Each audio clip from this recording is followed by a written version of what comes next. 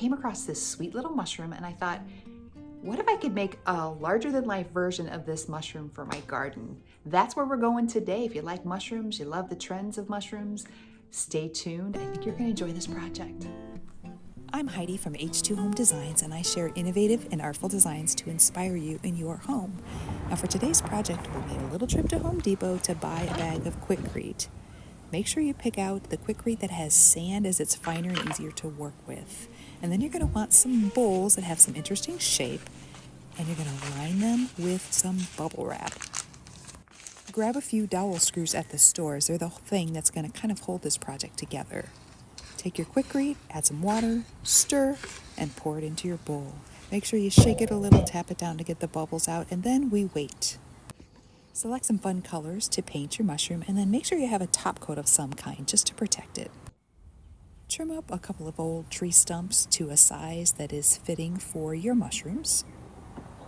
Cut up a couple of dowel rods that we're going to use for supports, and you're going to want to drill some pilot holes into one end of your stumps. And then again, we wait. Now check your concrete periodically to see if it's ready to actually insert the dowel screw. You want the screw to be able to sit up straight in the concrete. Drill holes in the opposite end of your logs, glue and insert the dowel rods, and let them dry while your concrete sets. Now this is the really hard part for me. Again, I wait. Good morning, sunshine.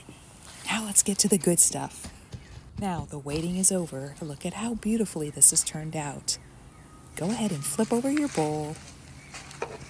Pull off that bubble wrap, and you'll see what a gorgeous texture that bubble wrap leaves. Isn't that amazing? Now I decided to file off the edges of mine a little bit to give it a little more natural look, and then we're going to paint it. Choose paints that you just love, colors that work well together. I picked a green for the base of this one, and this one I picked a blue with a little bit of a lighter blue on top. Use your imagination for this. Now I always love to try different products and techniques. Here I'm trying a Dixie Belle product called Paint Patina. There are a couple of different varieties of it, but you simply paint it on, let it dry, paint a second coat on, and then you spray it with this patina spray. Let it sit until it dries or for several hours, and it creates the most amazing patina. There are patinas that are an iron patina, more of a copper patina. I just love the mystery, if you will, of how these pieces are going to turn out. Now, polka dotted mushrooms are always a big hit, so I decided I had to add a few polka dots of my own in the copper patina. Again, you paint one coat on, let it dry, paint a second coat on, and then you spray it with the patina spray and let it dry for several hours, and then wait for the magic to happen. For the final touches, I added this Rust-Oleum clear coat. You want to coat it once, coat it twice. You really want to protect these pieces because they're going to be out in the elements. Now figure out your placement of your mushrooms in the yard, and then you're going to take that opposite end that has that pilot hole and you're going to screw it right into the top of your mushroom. Now pound the whole mushroom right back into the soil, and then voila, you have your own mushroom garden. How adorable are these?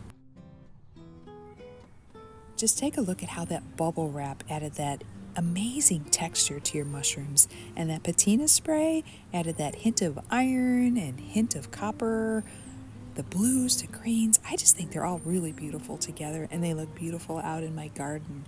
They're really sort of a focal point, if you will, and I just love them. So tell me, what do you love? What do you think you'd do differently? How could you make these work in your own garden? Feel free to leave comments. I'd love to hear from you. I hope you enjoyed this DIY concrete mushroom project as much as I did. Remember, mushrooms come in all shapes, sizes, and colors. There are no rules here, truly. Have fun with the vessels that you choose, the structure that you create, and the colors that you paint your mushrooms in. And then just get them out in that garden, pull out the lawn chair, kick back, and just enjoy your handiwork. Thanks so much for joining me today, and if it's up to you, be the reason that someone smiles today. Take care.